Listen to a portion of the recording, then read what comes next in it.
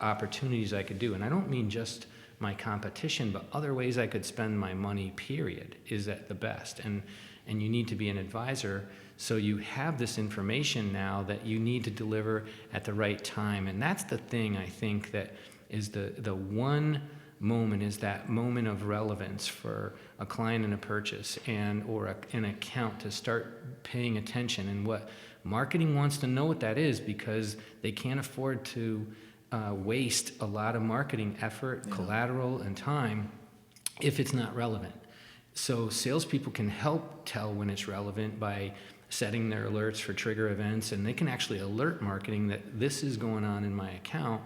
What do you have for that? Then marketing can say, this is the time for them to get this campaign, or let's invite them to an event. Let's make sure that they have the commercial teaching, I guess, if you want, about why this is beneficial, and get them thinking about us. And that's where you really need to share, because salespeople, I think, were involved too late in the process before.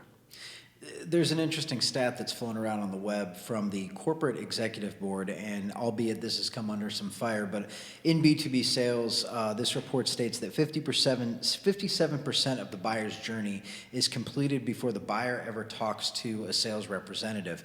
Now, what that means essentially then is that the role of the sales representative, who used to hold all the cards to the information and be able to release that information at the time when it was right for the sale, that's now flipped upside down, where the consumer now has the majority of the information they need to close themselves on a deal before they ever talk to a sales representative.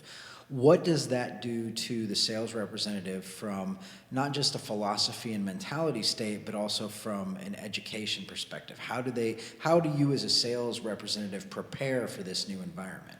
Yeah, and that statistics I've seen from 57 to upwards of 70, 75, 67% of statistics are made up. Yeah. So it doesn't really matter what it is. We just know it's huge that, in this time. So they are